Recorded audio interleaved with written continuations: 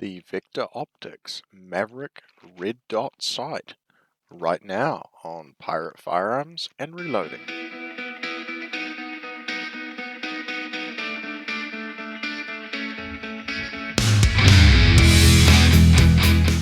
Hi folks, so as promised, here is the review of the Victor Optics Maverick. Now I've had the one on my 44 mag here for approximately 6 months, and I have put it through the ringer. I thought if anything was going to cause an optic to fail, 44 Magnum would probably do the job. Obviously some Chinese optics companies have ridiculous claims when it comes to what their optics can handle, but I don't think Victor has an issue backing up their claim with the Maverick. So it's your classic sort of aim point style red dot. They come in this nice little blister pack here, and it's worth noting that I've now got 2 more, as you would have seen the boxes. That tells you how much I actually like these optics. So it comes with a nice cleaning cloth, the 5-year warranty, which is a huge bonus really. I know some companies offer lifetime warranties, but what does actually lifetime mean? Now I've already opened up this box, but it comes with the tools you need, and this happens to be the Dark Earth version. So it comes with the low mount, comes with the high mount pre-installed. So I'm going to take off the high mount for my next application as well, but I've pre-installed the kill flash here, but it is threaded, so you don't have to use it as well. And obviously the bikini covers, you've got 11 levels of brightness, powered by a CR2032 battery. Okay, the scope caps have the screwdriver built into them, and because they're inside this rubber overmold, the chances of you actually getting those undone by accident is next to 0. You can have them rubbing up against gear, whatever, it's not going to cause you any grief. Same with the knob for the brightness as well. It's nice and firm and tactile, and there's obviously your battery cap in there. And it has an O-ring on it. Now I have found out, since these are IPX6 and the O-ring sealed, so they're waterproof and fog proof. I've had mine in some pretty humid conditions, and I haven't managed to fog mine up. I can't find anywhere to confirm whether they're nitrogen purged or not, but that's just the way it is when you buy from some of these brands. There is also everything's anodized, right? And it is in 6061 aluminium alloy. So I'm just going to take off the high-rise base now. As you can see, my trusty fix-it sticks coming in clutch as per usual. Now something to note too is the quick detach on the high mount it has a locking tab. Now, I'm not the biggest fan of quick detach. They usually come unattached at the most inconvenient time. But there's the belt, nice anodizing, like I said. Nice and lightweight. And a nice little recoil lug built into it as well to make sure that optic's not going to be moving on the mount. There's nothing worse than relying on 4 screws to secure the optic to a mount. I'd rather have that locking lug or recoil lug built into it. So as you may have worked out, I am a big fan of Loctite. I always use 222, which is the purple coloured Loctite for small screws and fittings like this. A lot of people seem to use the blue Loctite, which is 243 or 242. That is actually more for bolts, and you're going to have a hell of a time getting screws like this back out.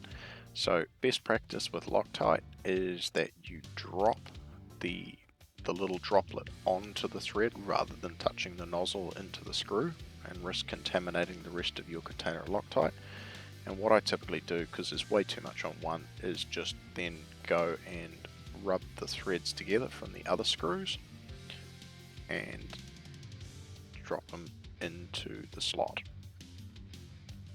So once I get them all in place, then I'm going to start torquing them up.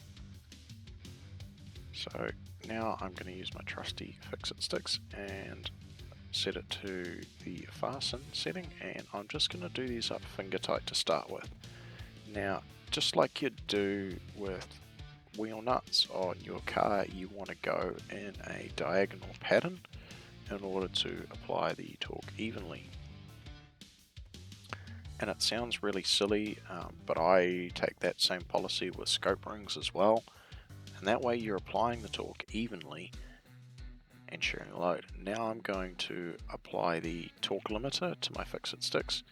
So for those of you who have a kit that's the blue limiter or the 15 inch-pound, you could probably get away with a little bit less, but these screws are pretty good.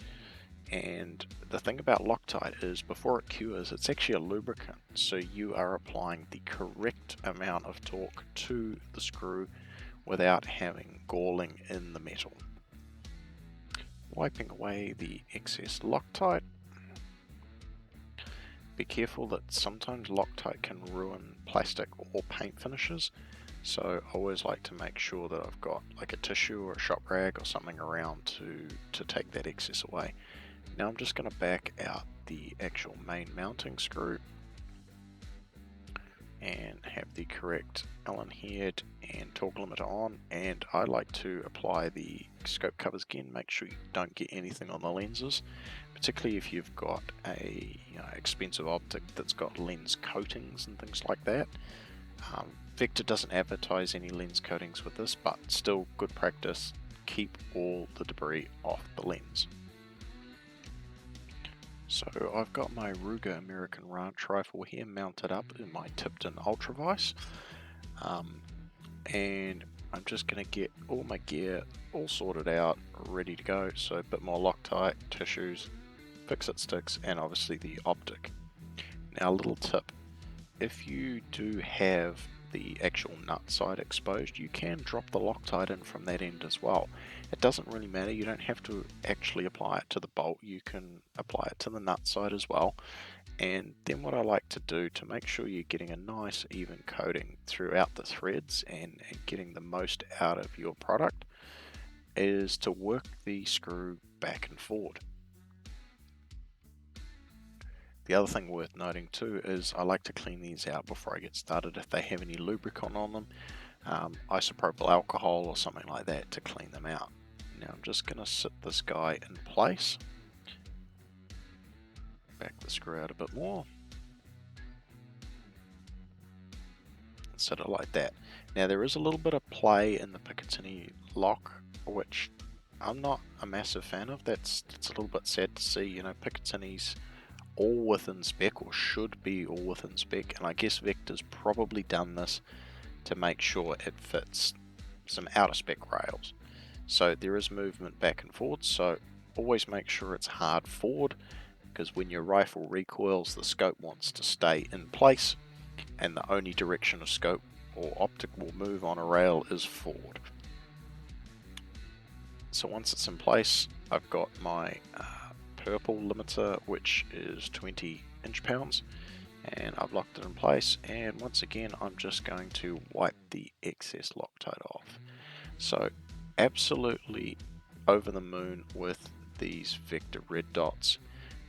Nice quality. I love the rubber overmold. It's not a necessary aspect or anything like that, but it just adds that little layer of protection. Now I'm going to show you these turret caps. So like I said, the little tab on the top is actually the screwdriver that allows you to adjust them, which is really nice. I know a lot of the aim point style ones actually have 2 pins, which means you can't use anything but the cap, but these obviously have the flat blade slot in them, and as you can see they have the screwdriver bit, if you like, on the cap, and both caps have this as well. And when you put it in there, it has nice tactile clicks, and each click is 1 MOA, and there is a total of 60 MOA in the elevation and the windage turret. So you have plenty of adjustment inside there as well. And like I alluded to earlier, because those caps sit down within the rubber overmolding, they're well protected and they're very, very unlikely to come undone by themselves. They are also O-ring sealed as well, which is a nice touch. I wouldn't go submerging any optic in water given the choice, but it's nice to know that it's going to keep a little bit of rain out of that top area. So all in all, this is a fantastic optic. It comes with everything. I mean, the kill flash and the covers. What more could you actually want? You can basically mount this up on pretty much any rifle you like because it comes with both the high-rise mount and the low-rise mount. Now don't get me wrong, most bolt actions in a traditional stock will need some form of cheek riser, which you saw here earlier, which is just the nature of stock design. Unfortunately, everyone's still hung up on this traditional style stock, you know, that was first invented for shotguns, and we haven't seemed to change, which is a little bit puzzling to me with all the technology and advancements we've made in firearms. But to be able to have a red dot on a small little handy rifle like this being the ranch rifle, it's just over 16 inches in terms of barrel length, so it's a super handy little rifle, and this one's 300 blackout, so I tend to run it suppressed most of the time. But man, what an optic for the price. They're just so affordable. I mean, I've gone out and bought 2 more, as you can see, and that, I think, in itself sums up what I think about these optics. Thanks for watching. Don't forget to like, share, and subscribe. I release new videos every Friday, so hit that notifications bell so you don't miss out on anything.